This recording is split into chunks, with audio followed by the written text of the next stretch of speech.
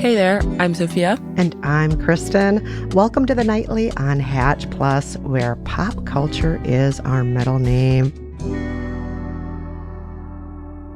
Sophia, how are you doing tonight? I'm doing pretty well. I feel like I've had a nice, busy week, but I'm happy to be here, and it's good to be busy sometimes. How are you, Kristen? I'm doing all right. I was back home visiting family in Minnesota, got to see lots of friends and family, got to see my aunt and uncle, who are my last remaining family members there, and it's always great to see family members. And when I see older family members in particular, I always try to ask about things in the olden times. And so I got to ask my aunt and uncle some questions about when they first started dating and hear some funny stories about sneaking out of the house and maybe sneaking into the house because they would get home too late and so on. And it was just really cute to hear stories of them back in the 1960s, back then dating. That is fun. Yeah, it was so fun. Those are some very good questions. Did you hear any spectacular answers? Yeah. So one thing that my aunt said is, she said to my grandpa, I'm going to go out with this boy. I met him at a party. He has a Corvette. And my granddad said, you are not going out with a boy who drives a Corvette. That is not okay. Not in our house. My daughter's not going out with a boy with a Corvette. And she said, he's very responsible. He's an excellent driver. Yeah. And she had no idea. She didn't know if he was a good driver or not, but she really wanted to go out with him. So she said that. And he said, okay, fine, but you must be home by midnight. And then she was not home by midnight. She was home at 4 a.m. Oh my gosh. And at the time, she and my mom shared a bedroom. So my aunt snuck into the bedroom, pulled up the window, climbed into the bedroom. And apparently the next morning at breakfast, my granddad said, so did you get home late last night? How was the date? And then my mom tattled and said, Elaine got home at 4 a.m. No. And she was naughty. And my auntie Elaine turned to my mom and said, Bobby, how dare you lie like that? Why would you lie? And then the whole thing was dropped, even though my mom was telling the truth. Yeah. Oh, that's so funny. And your mom was the younger sister, I'm assuming? No, my mom was slightly older. But oh my gosh. That's so funny. Isn't that terrible?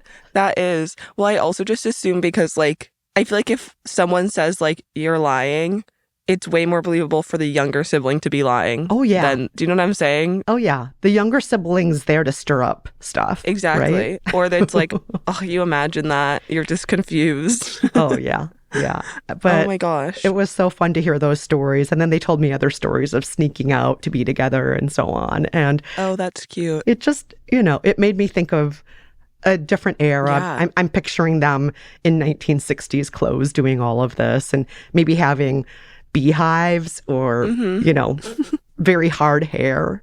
Yeah. Oh my God. Wow. That is amazing. I need to ask more questions like that. I need to learn about people sneaking in and sneaking out. It's so fun. And, back in the 1960s, the no good back then that people got up to, nobody worried about, is somebody photographing me or putting this on the internet or, they could just do it and not worry about it. So it seems like very free in a way. Yeah, less surveillance. Your parents couldn't look on your Instagram, go to your tagged photos and see all the debaucherous things that you've been up to. Yeah, exactly. So yeah, highly recommend if you have older friends or family members, ask them about their lives as teenagers. It's always a good story, in my opinion. Yeah, I'm sure.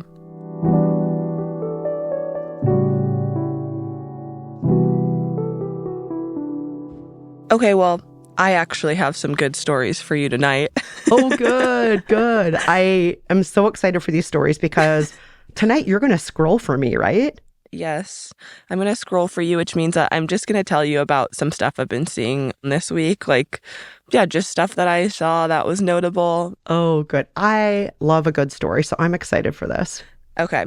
I'm going to tell you about some snapshots, but the first thing that I've been looking at a lot is I consumed so much media about ultramarathon runners. I don't know if you know Ooh. about this. Is an ultra-marathon runner somebody who runs not regular marathons, but extra long marathons? Yeah, it's anything that's longer than 26.2 miles, I think is technically an ultramarathon. Okay.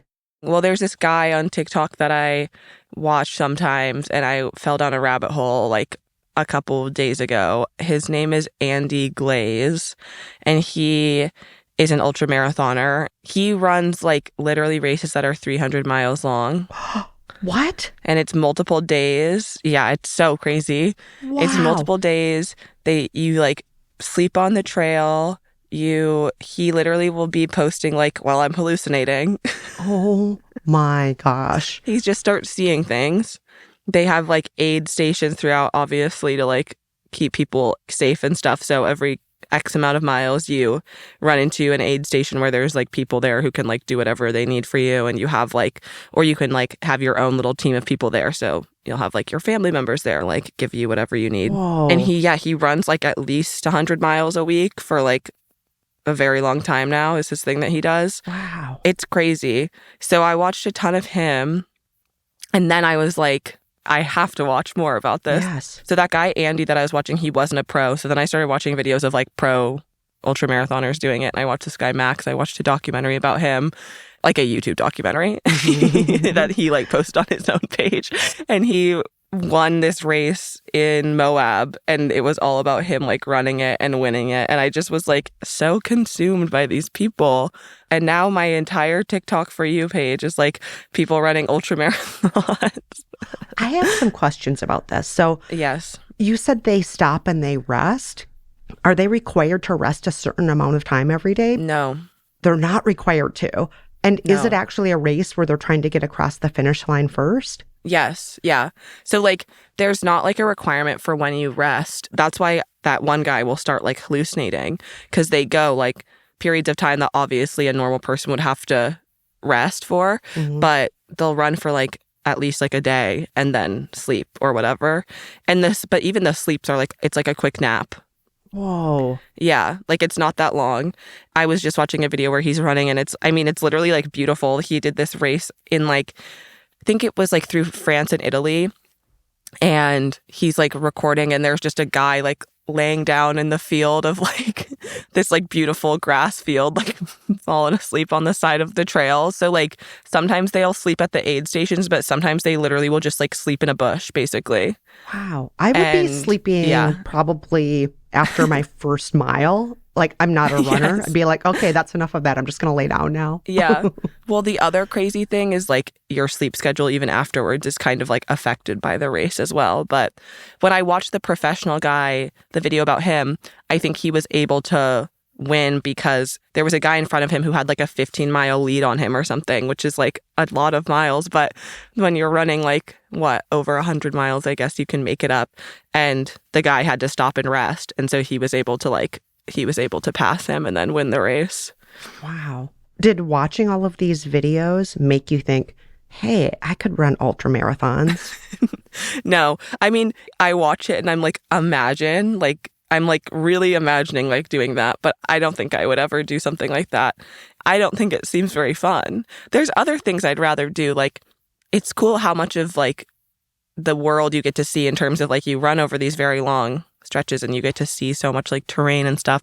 But I'd rather just go like backpacking or camping or something. Like, I'd rather just do like a long hike where you have normal intervals that you sleep at and stuff like that than run, because it's very difficult, obviously. Yeah. You know, I like distance walking. We've talked about this before, Sophia, like walking 10 to 20. I even have walked over 40 miles a day. I can do that because it's walking. Yeah. But there's something about the running that just sounds like, not fun. Not fun at all to me. It's crazy. Obviously, they're not running like the entire time, but I can't imagine. It is like so interesting. I don't know what compels someone to do it. Yeah.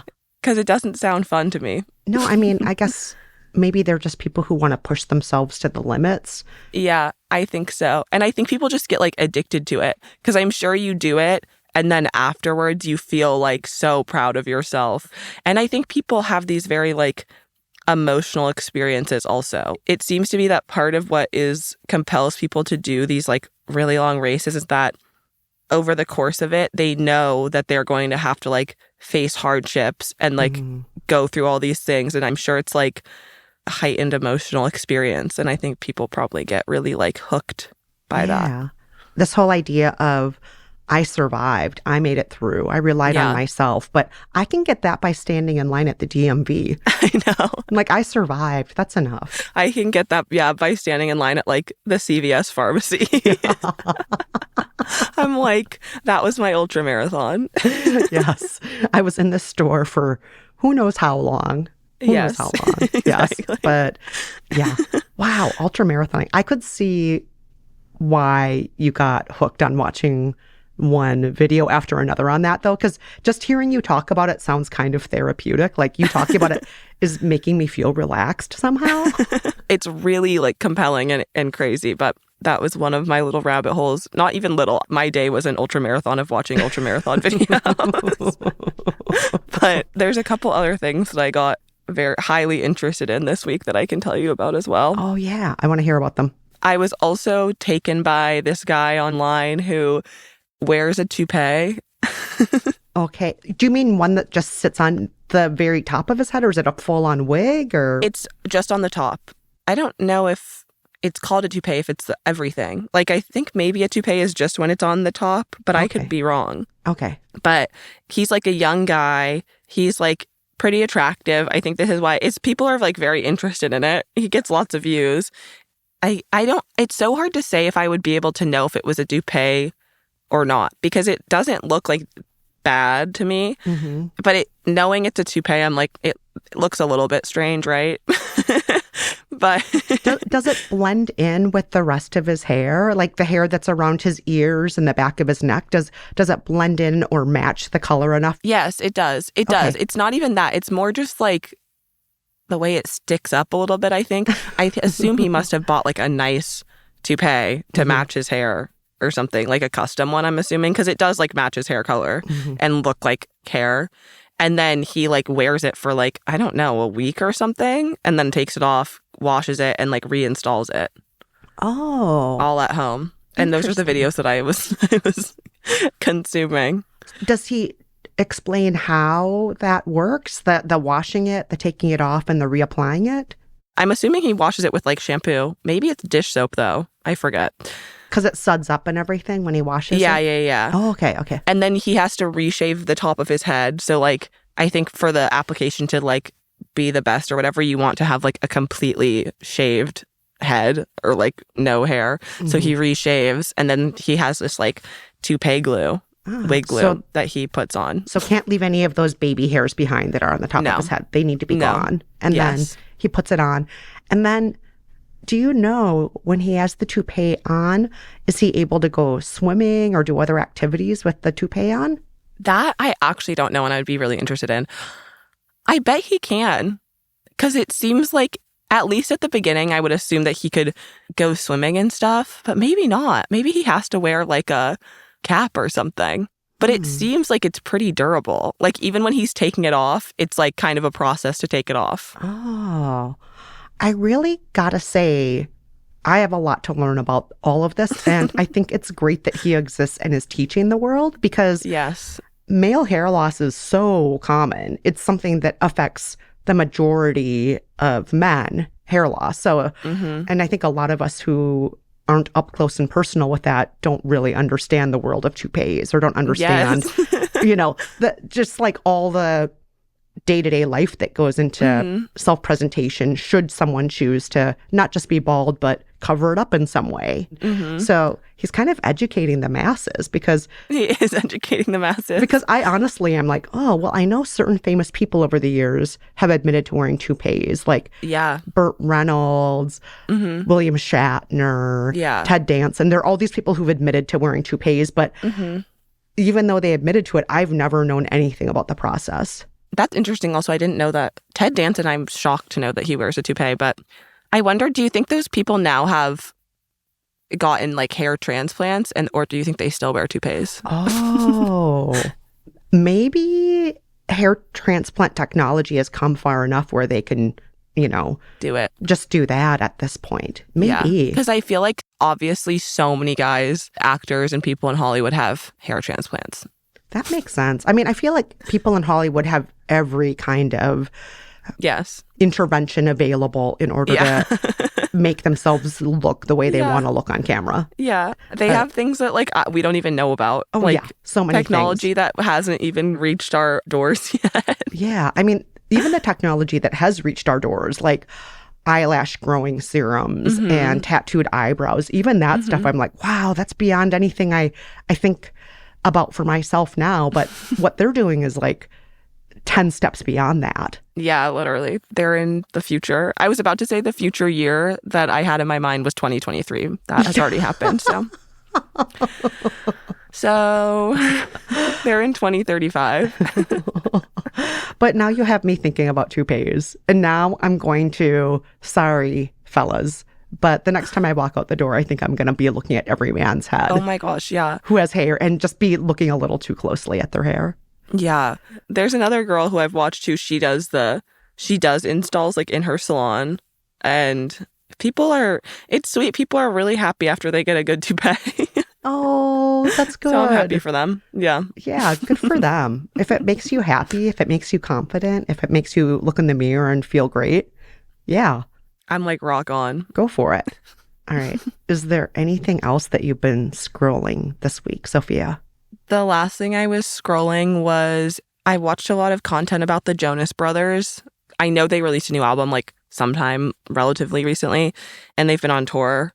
And so I've been getting kind of inundated with Jonas Brothers content because they're on some type of like media campaign, obviously. And so I watched a bunch of stuff I watched a ton of, because growing up I like loved the Jonas Brothers. Did you love Camp Rock? I really liked Camp Rock. Yeah. And then Camp Rock 2. Yeah. Camp Rock 2, obviously. Yeah. But I just loved like the Jonas Brothers. I was like, they're so cute. I had the biggest crush on Nick. And I loved Nick and Miley Cyrus dating. I thought it was the coolest thing ever. It was like a royal wedding sort of relationship where it's like these two megastars of the tween world are together. It was a miniature royal wedding. Yes. And so I'm kind of the perfect target for their like interviews and stuff they've been doing. And so I watched a bunch of videos of them performing. The boys have pipes, so I'm like, respect.